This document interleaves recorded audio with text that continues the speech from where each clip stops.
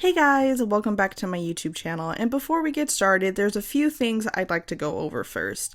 First being that this piece is going to be auctioned off over on eBay, and portions of the proceeds are going to be donated to help with COVID, because it is still very prevalent, it is still going on, and lots of people still need help with it. So if you guys are interested in purchasing this guy and you want to help out, I will leave all the information to what charities it's going to, and all the information on the auction will be in the description.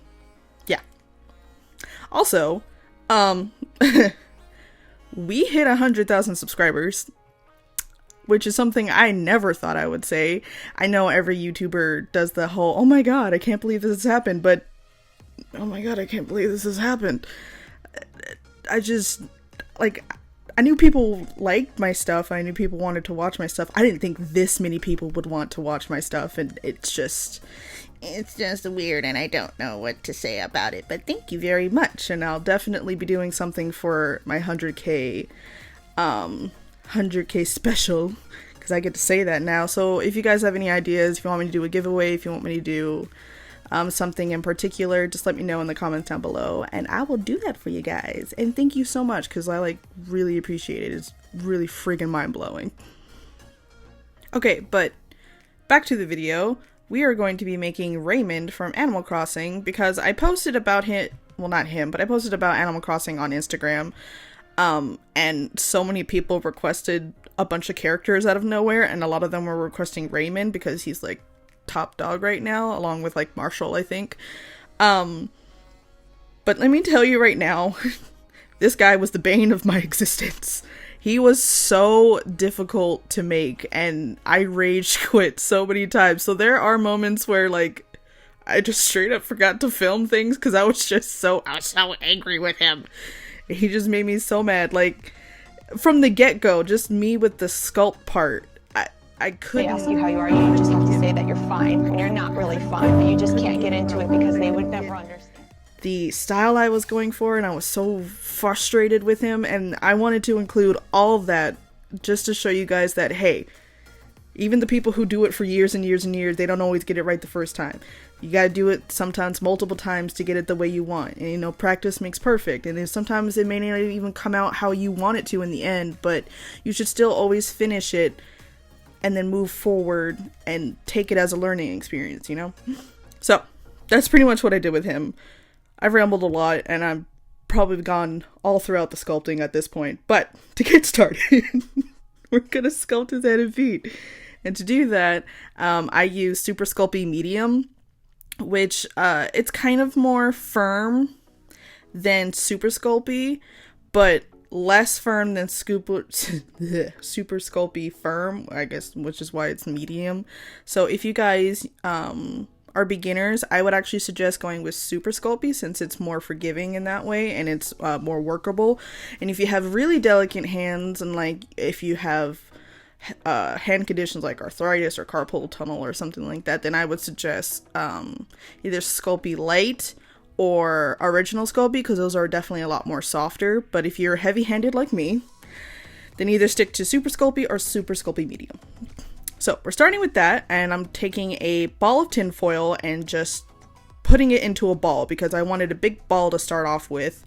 Normally you want to squish it into the rough head shape that you're going for, but since I was going for a more cutesy, big-eyed version of Raymond, I just squashed mine into a ball, and then I put a layer of clay over that, and then I started pushing and subtracting the clay and looking at my references, because as I always say, references, people, references. You always want to look at references, especially when you're making a character, because you want as many different angles and positions of that character or whatever it is you're drawing. If it's some fantasy creature and you want to find inspiration, you can look up references for that. There's just, references have no downsides. You can be more accurate, you can be more stylized, like there's just no downside. So references, people, references.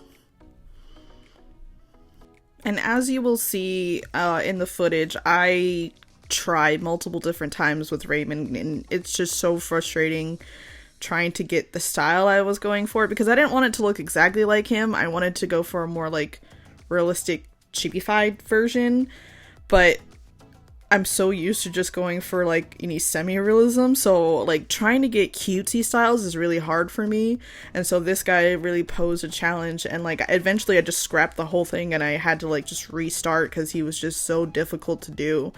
But like eventually we got there, and I have this really love-hate relationship. Sometimes I look at him and I'm like, oh, you're so cute, and then sometimes I look at him and I'm like, I want to burn you in hell. So you know, sometimes it just be like that sometimes. So you just gotta keep working with it, and you know, whatever happens, happens. You just go with the flow. That is my method. That is my motto. Just go with it. The go for it method. That is what I do. To sculpt his hands and feet, I just took a ball of clay and then I used a sculpting tool to score when I wanted the paws to go, and then I just shaped them up, like still keeping the cutesy style that I wanted.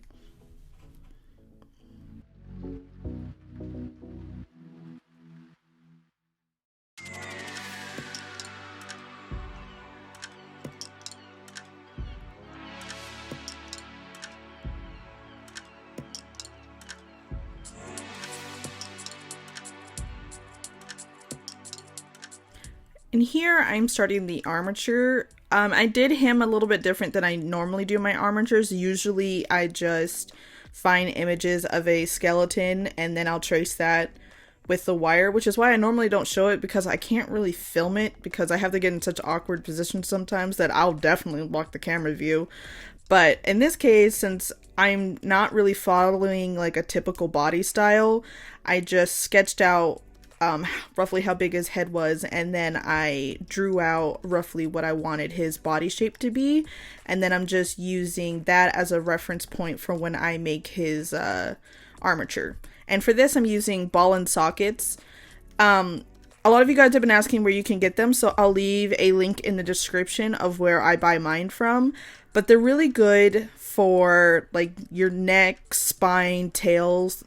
They're really good for that. They never break, and they're really posable in that way, but they're not so great for legs since they can't bend at a 90-degree angle, and sometimes you really need that sharp bend for like elbows and like your ankle joints and stuff like that. So for things like that, I would definitely recommend wire, but for the main body, I am using ball and sockets.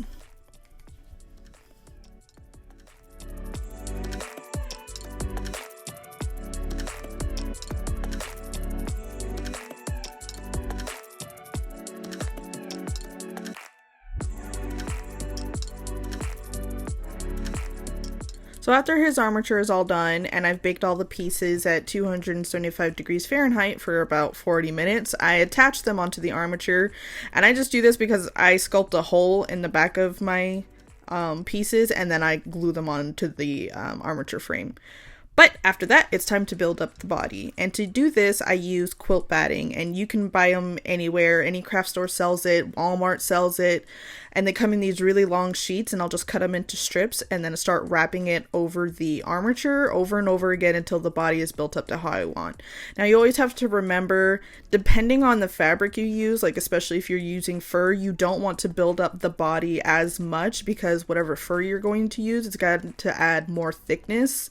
So you have to think of it like I'm building up the muscle stage, and the fabric that you're going to use is the skin, and so you don't want your muscles to be chunky if you're trying to make a thinner piece, because then it's going to be too thick and it's going to look weird. You also want to keep in mind the body shape and relativity to the sculpted pieces so that you're not making it too out of proportion. But if you want a big thick chunky boy with just chunk for days, go for it. You know, it just depends on what you're making. Sometimes you want thinner, sometimes you want thicker. So, you know, just keep that in mind when you're building up the body. Also, this is where I totally started to spaz and just get very frustrated. I didn't film sewing at all, apparently. I totally forgot that. So please look back at previous videos if you'd like to see how sewing is done. For his body shape, I recommend looking at my Wendigo video, or maybe the next video I might post might be something similar in body shape. I don't know, you know, just keep your eye out maybe, but yeah, because I totally spazzed and forgot, and I was looking at my footage and I was just like, where? I just No, just didn't do it? Oh, okay. But after sewing, I decided to paint his face because I am going to be furring it. And I don't want all the colors of the clay to show through the fur. So you always want to paint the clay piece the colors that you want your fur to be and where you want it to be. So for one, use it as a guide, and you use it so that if you miss any spots, it won't just show like gray or white or whatever color your clay is. Also, before I forget to mention, furring videos are available on my Patreon to see how I do it. I will leave a link in the description for anybody who is interested.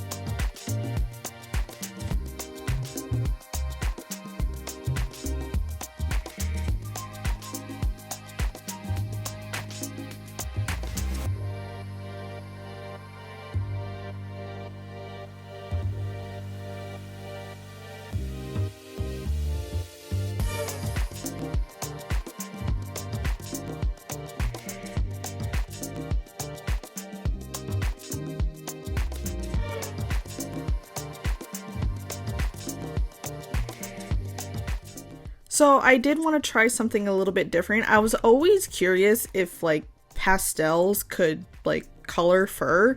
And so I did this with the little piece of fur that I cut out, so that would be his hair. And I'm just taking a really pale yellow pastel and I'm just like brushing it on the fur. I was concerned it would like just rub off, but surprisingly it didn't. I mean, I'm pretty sure you could never get this wet. You shouldn't really get an art doll wet anyway, especially if it's airbrush, because that's going to make the paint bleed, but it seemed to work really well, and it kept the fur texture pretty much the same. So if you have like a very light colored thing you need to make, just maybe try pastels. After I attached his hair, it's time to make his glasses, which I am going to be making out of cosplay, and I'll leave links in the description because they're going to be starting to sell this worldwide very, very soon, like I think within the next month or so. So I'll give links and all the information down below because I want you guys to have this stuff because it's so awesome.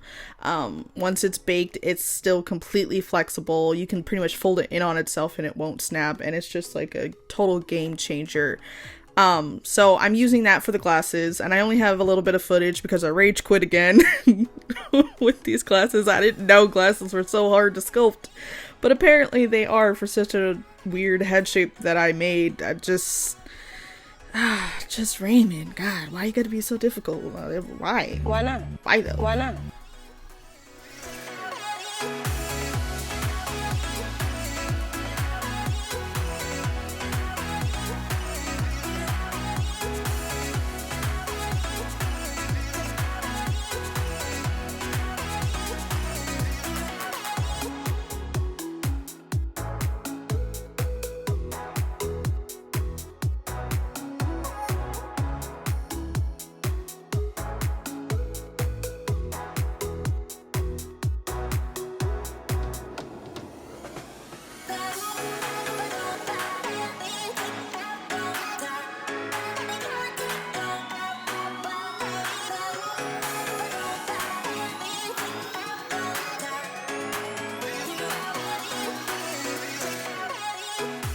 So the last step for him is to make his little sweater vest thing he has going on, which was the hardest for me because I've never made clothes before, so I didn't really have any idea what I was doing. But the first try, I just tried to make it out of felt, and that was a total nightmare. I'm not even going to bore you with the details of that, just no. So I took a break because he was just driving me insane. I had to take like a week off of him just to like get a little bit of a break and just a little bit of a breather, and so then I could look at him again and not immediately want to tear him apart. So now I'm trying the method where you make a pattern like directly on him. So I'm covering him in masking tape. It's really good only for making patterns and figuring out where you want things to go. And I am just layering tape all over where his sweater vest is going to go. So where sleeves are going to go, where his vest is going to go, like where I want it to stop at, I'm covering it in masking tape. And you want to do a few layers of this because that's going to give you a little bit more wiggle room for when you actually sew the final pieces of fabric on. So you cover, I think I did like 3 or 4 layers of masking tape over him before I went to the next step. And I'm just showing you guys everything because I've never done this before and I'm just kind of figuring it out as I go. But, you know, especially compared to the first time, I think it turned out pretty decently well. So, you know, there's that.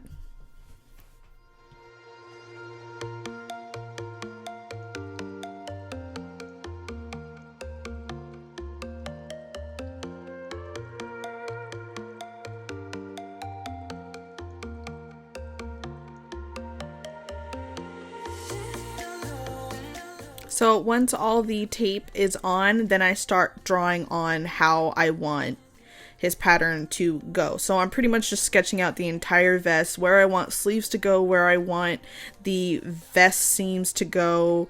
I'm just drawing it all out so that I will know where to cut and what patterns to cut out later on.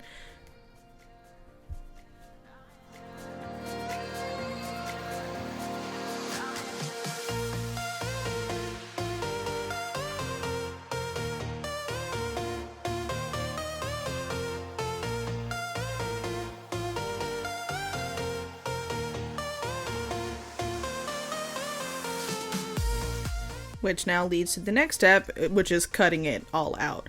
I just cut along the lines I made, and then I'm making sure I write down what is what so I don't get confused later on.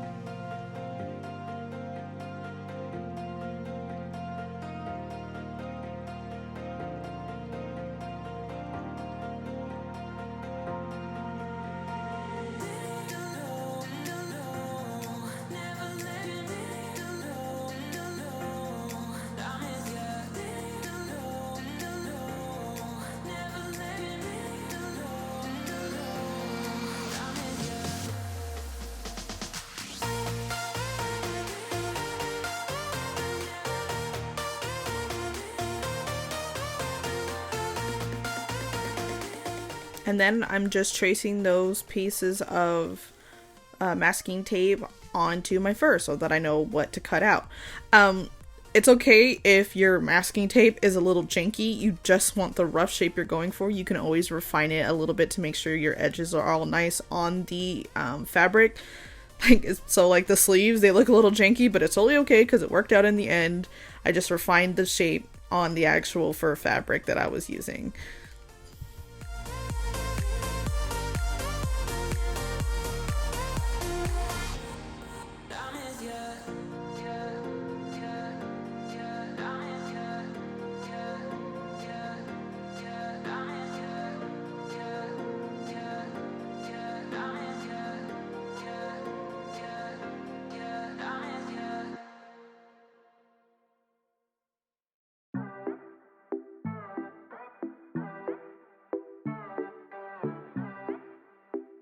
I did need to do a little bit of airbrushing since I'm using all white, but his vest is actually like a really dark gray, and so I'm just airbrushing all of that on.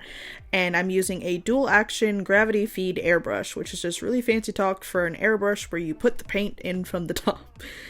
So as long as you're being light with your layers and being really even, it's not going to change the texture of your fur all that much. The more you use the airbrush, the more you learn like how much you can add, what's a little bit too much, and so it just takes a little bit of practice to learn that like happy medium. But sometimes, you know, especially if you need to heavily airbrush something, you're going to change the texture of the fur. There's just no avoiding that. So as long as you're being light-handed and finding the right paints to use, then you're all set to go. We are on home stretch now. The last step is just to sew all those pieces together and put it on Raymond. So, I mean, I guess there was some sewing. I mean, I'm so done. Can y'all tell? I'm just so done. But I'm just putting the different pattern pieces, lining them all up to make sure they're on the right side. God, please make sure they're on the right side, because otherwise it's going to be a pain to have to cut all that off and then re-sew it. I almost did it a few times, so just make sure you double check in that everything lines up the way it's supposed to and you're good to go.